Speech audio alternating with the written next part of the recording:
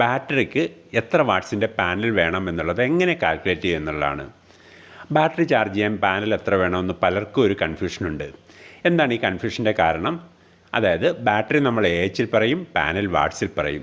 അപ്പോൾ ഇവ രണ്ടും കൂടെ കണക്ട് ചെയ്തുകൊണ്ട് എത്ര വേണമെന്ന് കണ്ടെത്താനായിട്ട് പ്രയാസം വരും. ഈ ഒരു പ്രശ്നം പരിഹരിക്കുന്നതിന് എളുപ്പമുള്ളൊരു മാർഗ്ഗം എന്ന് പറയുന്നത് രണ്ടിനെയും ഒരേ മെത്തേഡിലേക്ക് കൊണ്ടുവന്നാൽ മതി. അതായത് രണ്ടും യൂണിറ്റിലേക്ക് കൺവേർട്ട് ചെയ്യുക. ആദ്യം നമുക്ക് ഒരു ബാറ്ററീനെ നമുക്ക് യൂണിറ്റിലേക്ക് കൺവേർട്ട് ചെയ്യാം. ഒരു ബാറ്ററിയിൽ എത്ര യൂണിറ്റ് സ്റ്റോറേജ് കൊള്ളുമെന്നുള്ളത് ആദ്യം കണ്ടെത്താം.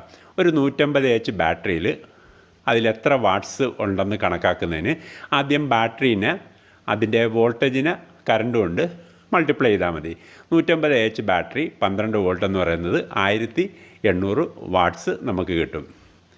ഈ 1800 വാട്ട്സും നമുക്ക് മുഴുവനായിട്ടും ബാറ്ററിയിൽ നിന്ന് കിട്ടില്ല. ബാറ്ററിക്ക് 80% എഫിഷ്യൻസിയേ ഉള്ളൂ.